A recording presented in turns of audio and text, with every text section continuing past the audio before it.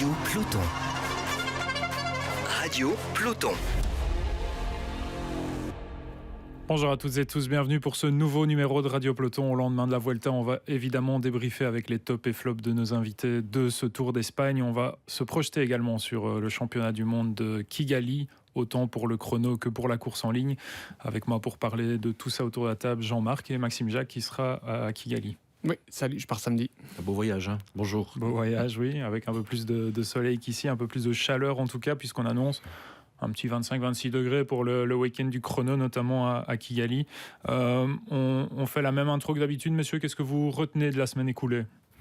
Alors moi je vais un peu sortir parce qu'on va parler de la Vuelta, je vais un tout petit peu sortir du vélo-route. Je vais parler de Mathieu Van Der Poel, qui a raté son championnat du monde de VTT, non pas pour rigoler de lui, mais c'est pour dire que c'est pas si simple que ça de passer de la route en VTT, alors que c'est le roi du cyclocross. Donc, quand on change de catégorie et de monture, c'est pas aussi évident que ça. Alors que dans l'autre sens, ça paraît souvent plus facile. Cadel-Evans a fait du VTT, et plusieurs sont venus là. Donc voilà. Mais j'ai lu une interview comme quoi il dit j'ai encore quelques années pour aller le chercher. Donc quand il a quelque chose en tête, je pense qu'il essaie d'aller au bout. C'est un vrai objectif. Il y était pas juste absolument. pour s'amuser. Il veut ce maillot. Il disait aussi qu'il était un petit peu fatigué, qu'il n'avait pas des grandes sensations depuis quelques semaines, voire quelques mois. Donc ça peut être un début d'explication. Et il a même mis un terme à sa saison. Donc je pense qu'il est aussi mentalement un petit peu au bout et qu'il s'est déjà fixé d'autres objectifs et que cet objectif VTT en est encore un. Par contre, quand je regarde un peu la course qu'il a fait, je trouve que c'était impressionnant le départ. Très fort sur le départ. Il remonte vite avec le groupe le G2, comme on va dire. C'est le groupe juste derrière le vainqueur. Et ils ont été mis dans le rouge par Van Der Poel, qui s'est lui-même aussi mis dans le rouge et qui n'a pas su tenir. Mais bon, voilà, je pense que ça lui faut aussi de l'expérience pour la suite. Oui, le vainqueur Alan Hatterley, qui est aussi sur la route chez Jayco, qui a montré de belles choses en début de saison à l'Aloula Tour, je pense. Donc c'est quelqu'un qu'on pourrait voir de plus en plus sur la route. Max, qu'est-ce que tu retiens de ton côté de la semaine écoulée ? Moi, j'ai retenu la victoire de Julien Alaphilippe vendredi soir, pour nous, forcément, vu qu'il y avait le décalage horaire.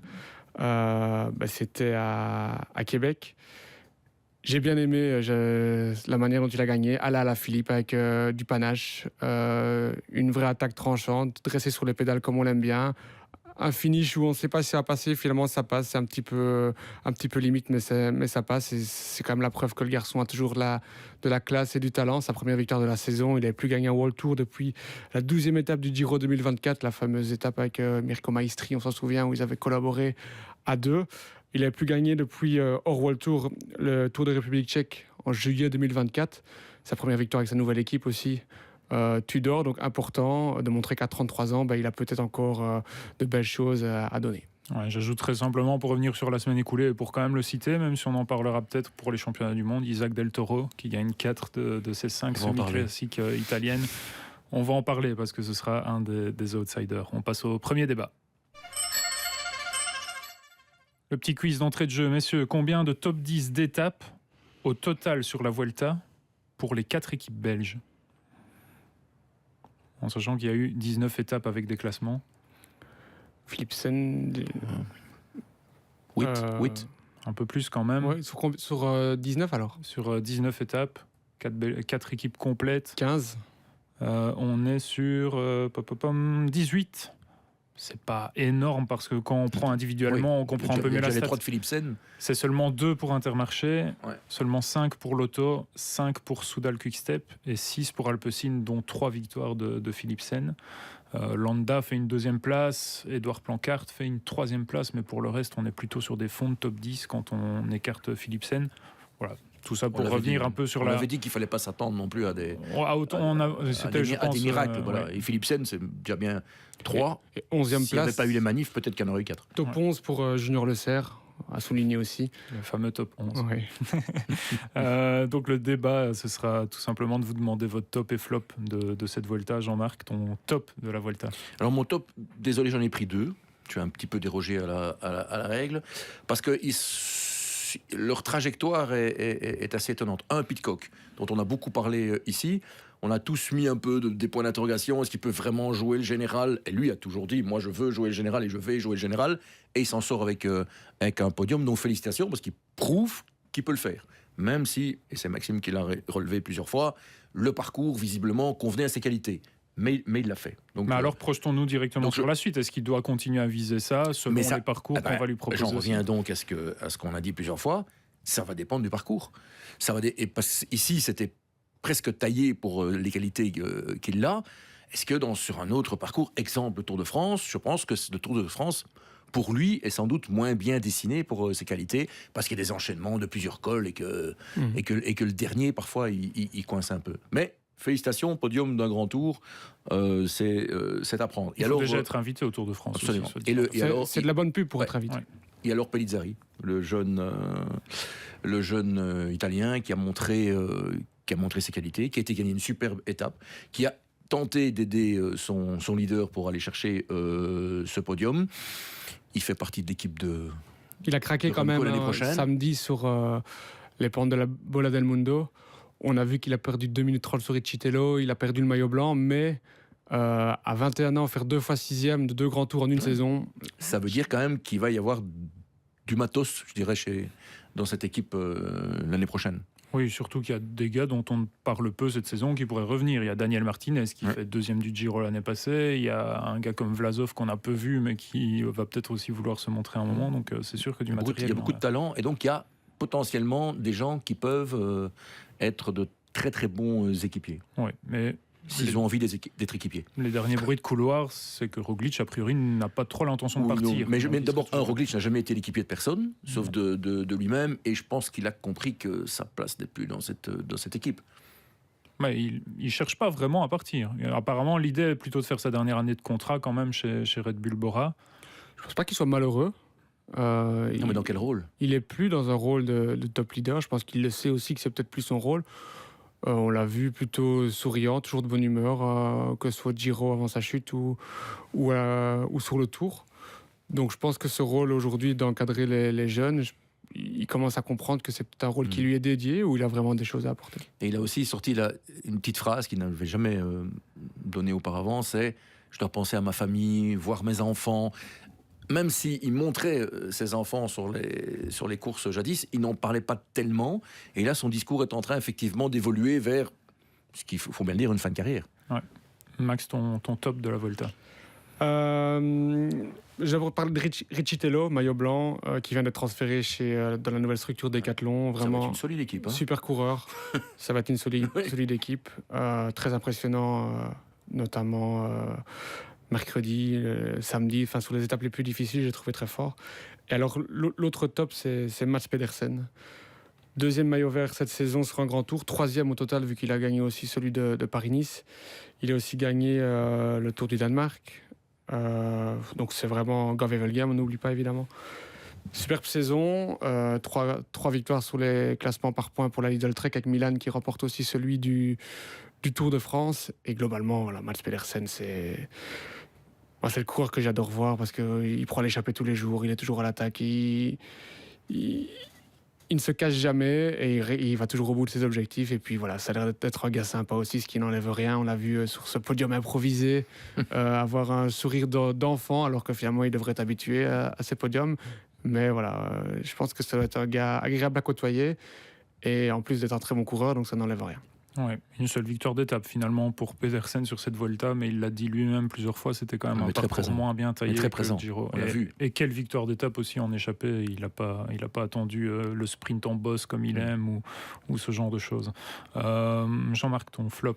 Alors c'est impossible de passer à côté, ce sont ces manifestations qui ont pris en otage un grand tour, avec 2 étapes escamotées, dont la dernière hier, avec pas de podium, une ambiance quasi insurrectionnelle, de chaos. C'est pas du tout ce qu'on a envie de voir sur une course cycliste. Les coureurs sont des sportifs professionnels. Je rappelle qu'il y en a un qui s'est fait bousculer et qui a dû abandonner son métier, qui est coureur cycliste. Ce sont des sportifs, ce ne sont pas des propagandistes. De temps en temps, on a entendu un petit morceau de discours, mais ils ne sont pas là pour ça. Ils ne sont pas là pour donner leur opinion politique. Et là, on a pris en otage un tour, et je trouve ça vraiment dommage. Et je me pose des questions sur la suite. Le grand départ du Tour est à Barcelone. En 2026. Donc, chez les Catalans, qui sont plus indépendantistes qu'indépendantistes, ça c'est 1. Et 2, si la Vuelta l'année prochaine, on fait quoi ? On fait quoi? Si le conflit à Gaza n'est pas résolu, qu'est-ce qu'on fait? On recommence une Vuelta avec toutes les étapes avec des drapeaux palestiniens? Ce sera impossible. Donc je pense qu'il va falloir agir. On peut imaginer, Max, que dans les bureaux de l'UCI, il y a des vraies réflexions sur l'équipe Israël Première Tech qui avait quand même enlevé Israël des maillots. Il y a déjà eu des premières réflexions. Il n'y a plus Israël sur le maillot. On les appelle maintenant IPT pour ne plus dire le mot Israël. Beaucoup essayent d'expliquer à quel point le fait que cette équipe soit financée en partie par un mécène israélien très proche du gouvernement n'est pas lié à l'activité cycliste en tant que telle. Moi, ce qui me gêne surtout, c'est la mise en danger des coureurs. On a vu cette étape où tout le monde est sur la route, les coureurs passent par la droite. Hier, on a vu presque un coureur de chez Arkea venir aux mains avec les manifestants. C'est des coureurs qui roulent à 50-60 à l'heure, qui sont habillés en lycra, ils n'ont rien pour se protéger. On va se mettre un obstacle devant eux. Il pourrait y avoir des morts dans ces circonstances-là. Et je ne dis pas qu'il n'y en a pas, évidemment, dans le conflit qu'on est en train de défendre du côté des manifestants.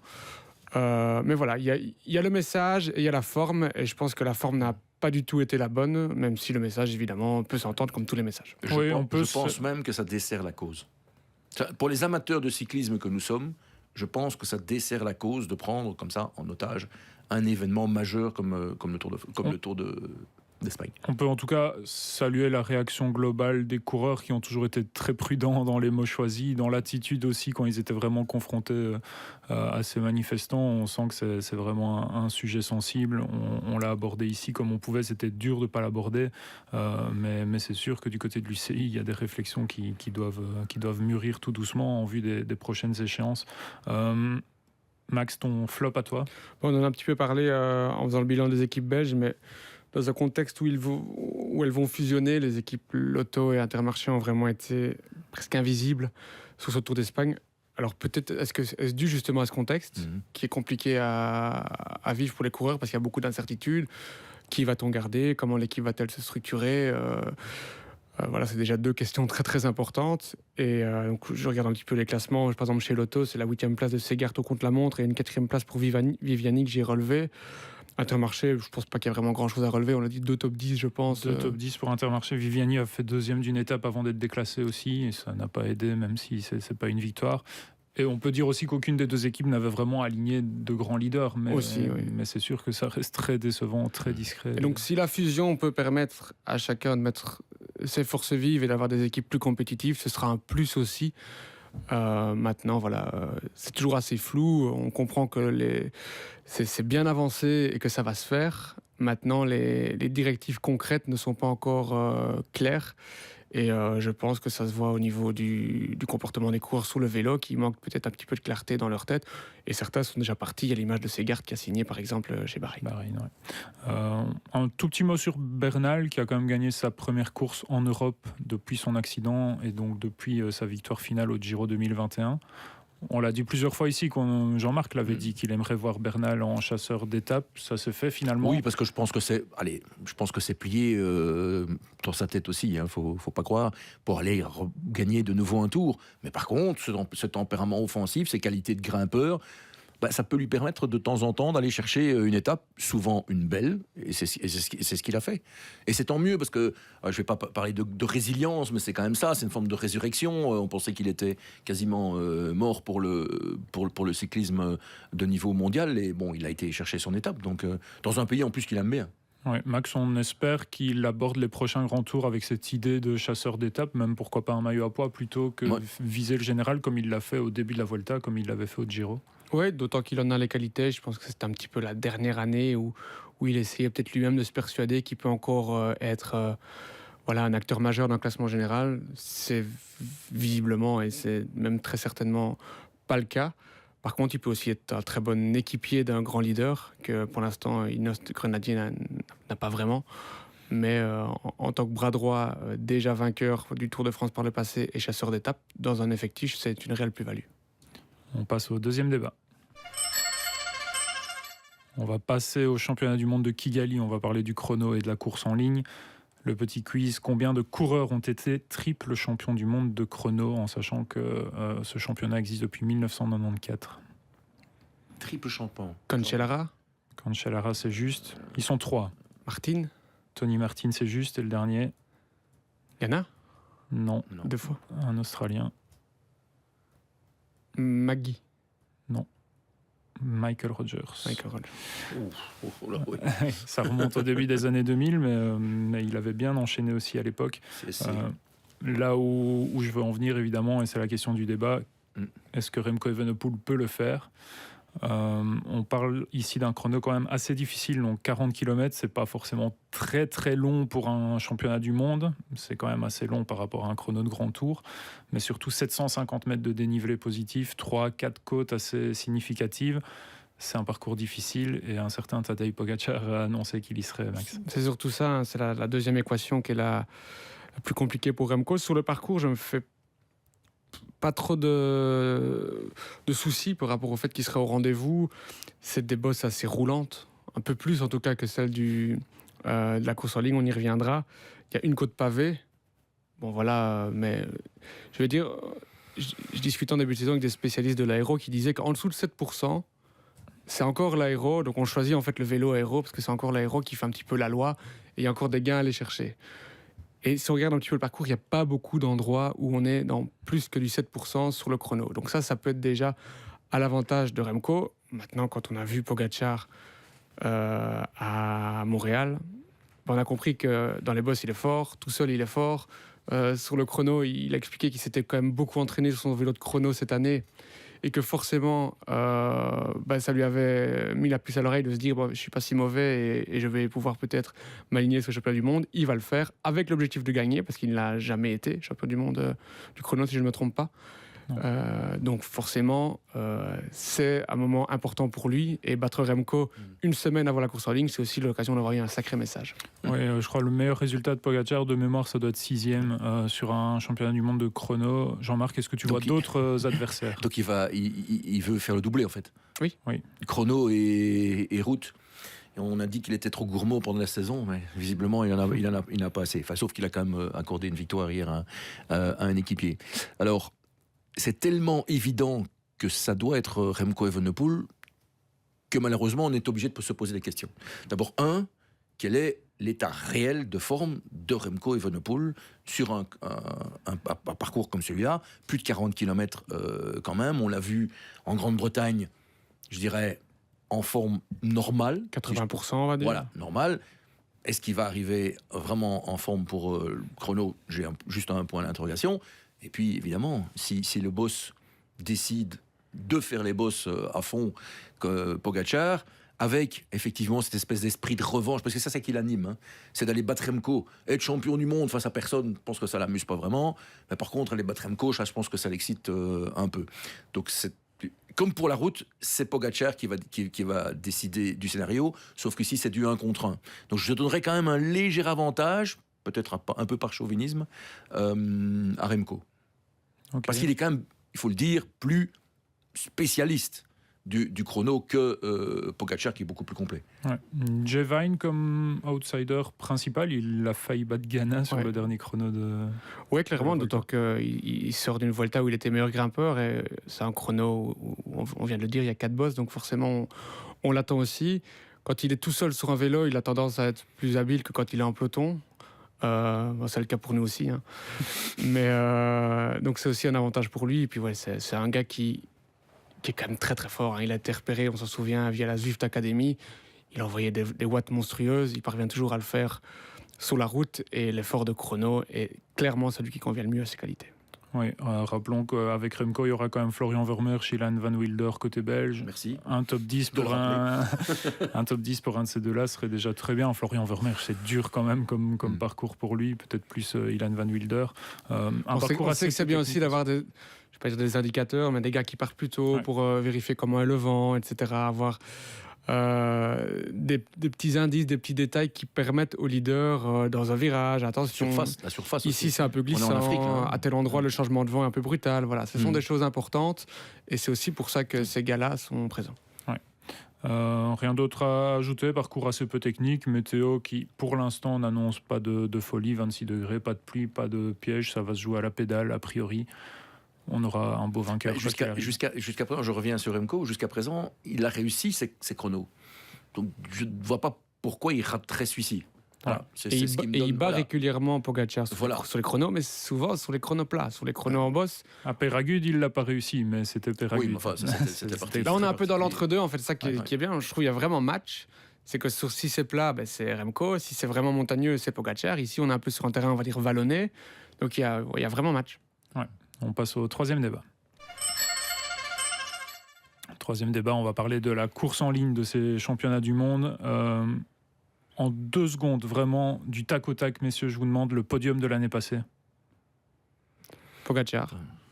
Voilà, c'est ce qu'on retient, c'est là où je voulais en venir. Oui. C'était devant Ben O'Connor et Mathieu Van Der Poel. Donc j'avais prévu de vous faire pronostiquer le podium un peu plus tard. Il a fait un numéro l'année dernière. Mais ce qu'on retient toujours d'un championnat du monde, c'est celui qui porte le maillot. C'est pas la médaille d'argent ni la médaille de bronze. Qui peut aller chercher ce maillot à Tadej Pogacar? Remco, en outsider numéro 1. Je dis outsider pour pas dire favori. Pour moi, il y a un favori puis des outsiders. Et alors, moi je vois bien un gars venir un peu peut-être semer les troubles faits, c'est Juan Ayuso. Il sort d'une Vuelta où il a un peu, je vais pas dire compter ses coups de pédale, mais on a directement compris qu'il jouerait pas général. Le lendemain, il gagne une étape où on comprend que quand il se met vraiment à 100% sur une journée, il est très fort. Et après, c'était un peu de travail par-ci pour Almeida, on a retenté une échappée, etc. Il sort de 3 semaines de Vuelta. On dit souvent que c'est la meilleure préparation pour un championnat, c'est les 3 semaines de Vuelta. Pas oublier qu'il va quitter l'équipe. Pogacar n'est plus son leader. Donc, à l'instar, par exemple, d'un Tim Wellens qui a dit « Je ne vais pas au championnat du monde parce que j'ai pas envie de rouler contre Pogacar qui est mon leader dans mon équipe ». Chacun se fera une opinion de... Sivakov s'est retrouvé dans cette position l'année passée, à rouler avec lui en sachant qu'il était battu, à lâcher assez vite. Est-ce qu'il a vraiment servi l'équipe de France à ce moment-là? On ne sait jamais si on voit le vrai visage des mecs dans ces cas-là. On verra le vrai Ayuso. Et il a beaucoup été dans l'ombre de Pogacar depuis quelques années. Il a une belle occasion d'en sortir et je pense que dans sa tête, il y a un superbe coup à aller chercher pour montrer que oui, il est un très grand coureur. Jean-Marc, il peut être battu, Pogacar sur 6000 mètres de dénivelé, c'est les championnats du monde les plus durs de l'histoire. Après, c'est lui qui a les clés, comme d'habitude. S'il fait son numéro, on aura tous dit ici, on avait dit que ça allait être Pogacar. Mais je pense qu'il peut être battu. J'ai aussi noté le nom de Ayuso. J'ai un petit bémol, c'est que si Ayuso se retrouve en tête de la course et que Pogacar sait qu'il ne va pas gagner, je pense qu'il va s'arranger pour que ce ne soit pas Ayuso qui gagne. Mais bon, voilà, ça va dépendre évidemment ça va dépendre un peu du scénario. J'ai noté aussi Pidcock, qui sort d'une très bonne Vuelta, on vient de le dire. 3e, qui a l'air particulièrement motivé par le championnat du monde, parce que c'est aussi ça important. Hein. Tu sors de la Vuelta, est-ce que tu as une décompression? Tu te dis, ouais, allez, dans 15 jours, c'est le championnat du monde et je peux peut-être l'être parce que je suis dans une bonne forme. Et alors, on en a parlé tout à l'heure, Isaac Del Toro. Je suis curieux de voir sur une course comme celle-là, qui est longue, s'il peut aller gagner aussi, parce que ce qu'il a fait là en Italie cette semaine, c'est quand même impressionnant. Hein. Il gagne tout seul, il gagne au sprint. C'est quand même le nouveau talent, en plus adoubé par Pogacar. J'en reviens à mon scénario où on se retrouve en tête, où Pogacar sait qu'il ne va pas gagner, mais une espèce de duel Ayuso-Del Toro, ça j'aimerais quand même bien voir. C'est sûr que Pogacar préférerait Del Toro qu'il adore que Ayuso avec qui ça semble un peu plus froid. Tu as remarqué qu'il y a beaucoup d'UAE dans ce dont on cite là. Oui, forcément, ils viennent de gagner leur 85e. C'est le record égalé de la fameuse Columbia. Et sans vrai sprinter. Et sans vrai sprinter, c'est important de le dire. Le mondial le plus dur de l'histoire, on parle de 6000 mètres de dénivelé positif pour ceux qui veulent se faire une idée, c'est plus que le championnat du monde d'Innsbruck, qui était déjà très dur, c'était 5000 mètres. Un Tour de Lombardie, c'est 4750 mètres. Un Liège-Bastogne-Liège, c'est 4350 mètres. Donc là, on rajoute encore quelques cols en plus. Même si c'est plus un profil qui ressemble à Liège-Bastogne-Liège, à part le gros col au milieu, qui a une étape de montagne du Tour de France avec trois grands cols. Et c'est aussi pour ça qu'un coureur comme Pidcock sera, à mon avis, dans la bagarre. Parce que ça ressemble plus à, l'Amstel qu'il a déjà gagné, qu'à l'étape de l'Alpe d'Huez qu'il a gagné aussi, mais en échappé dans des circonstances bien différentes. Là, c'est un championnat du monde un peu différent des précédents. Pourquoi?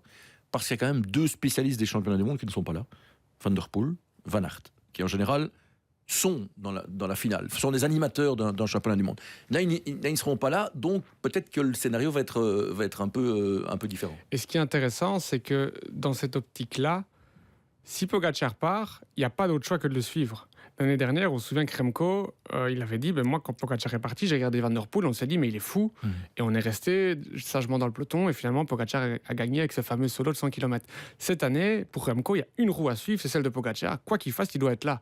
Et s'il n'est pas là, c'est qu'il perd à la pédale. Mais tactiquement, il ne peut pas être battu. Mais ceci dit, prenons le cas extrême. Pogacar part, Remco le suit. Qui gagne au sprint? Moi, je pense que Pogacar gagne. Je pense que Pogacar gagne. Donc Remco va devoir, déjà, en principe, arriver seul s'il veut être champion du monde.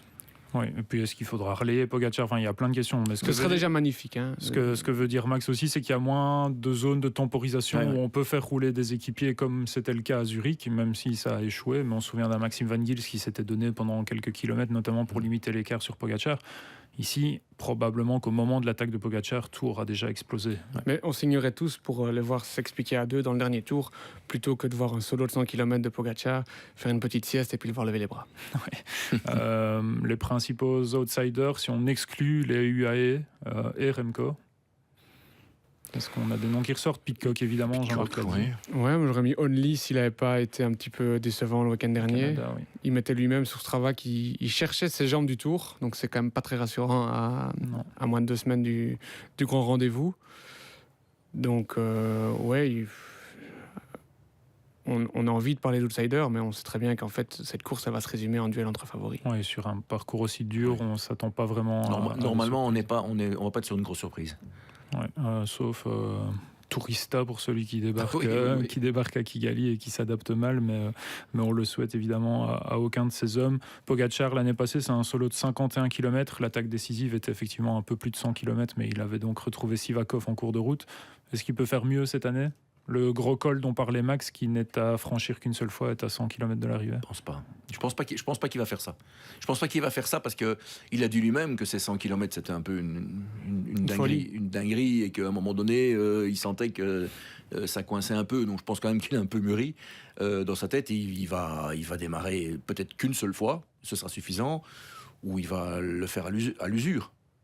Si il est dans la forme que l'on pense. Hein. Et il faut voir aussi comment l'équipe slovène va se comporter, parce que il a l'habitude du rouleau compresseur UAE Pogacar.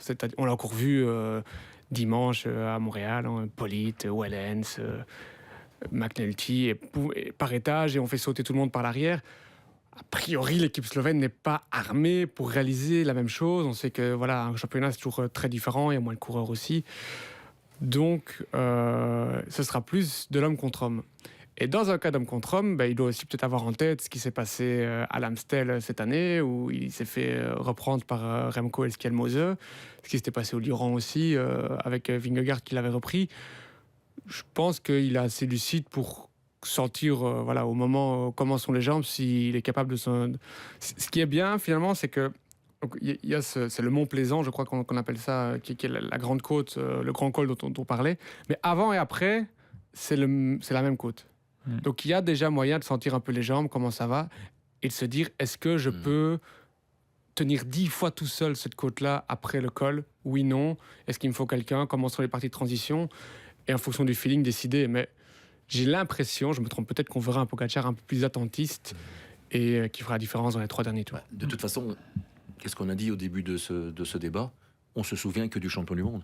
Ouais. On se souvient pas vraiment de comment il a gagné. Est-ce que il était le meilleur de la course ou pas? C'est celui qui prend le maillot qui compte. Oui, Max a quand même mis le doigt sur quelque chose d'important. Il n'a pas l'équipe qu'il a tout au long de l'année autour de lui. L'année dernière non plus. Est-ce qu'on peut imaginer, oui, mais sur un parcours aussi dur, est-ce qu'on peut imaginer des favoris ou des gros outsiders se découvrir très tôt pour essayer de mettre Pogacar dans une situation où est-ce que je dois suivre, est-ce que je dois attendre On en parlait tout à l'heure. Remco, il doit suivre une roue, c'est celle de Pogacar.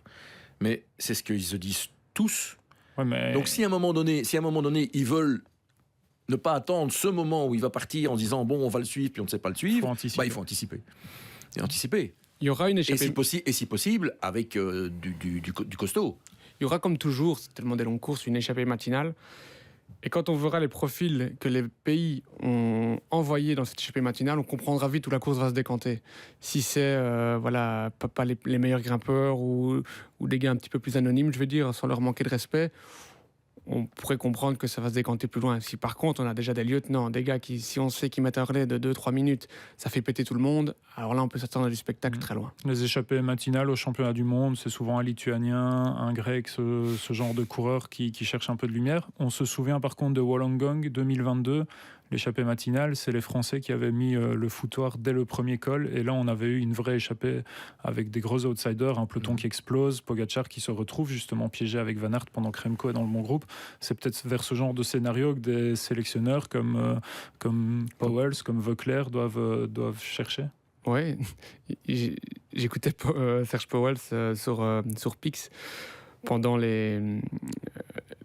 l'intermède des Grands Prix de Montréal-Québec et il disait, oui, c'était avant le Grand Prix de Montréal, à Québec, Pogačar, personne ne l'a trouvé fringant, il attaque, il se fait reprendre, il finit 29e je crois, on verra comment il est à Montréal. Et je pense qu'on a tous vu que c'était du grand Pogačar, donc forcément la tactique va être adaptée en fonction de cela. Et se découvrir très tôt est une tactique forcément intéressante, mais ça veut dire que Pogačar va se découvrir très tôt aussi, et quand il se découvre très tôt, il est souvent le plus fort sur la longueur, donc c'est un peu compliqué. Je pense que les briefings d'avant-course vont être de gros débats, même entre les coureurs et la direction sportive. Oui, c'est sûr qu'un Serge Powell, qui n'est pas au contact de ses coureurs toute l'année, il peut aussi demander l'avis d'un Remco, comment ces mecs-là se voient battre Pogačar. C'est important que tout le monde soit sur la même longueur d'onde au moment d'établir la tactique. Messieurs, les pronostics, on s'entête, on continue, parce que quand même, Maxime nous a sorti un top 3 dans l'ordre lundi passé. Merci. Jean-Marc, J'en ai 2 sur 3. ton champion du monde de chrono, Jean-Marc. Remco.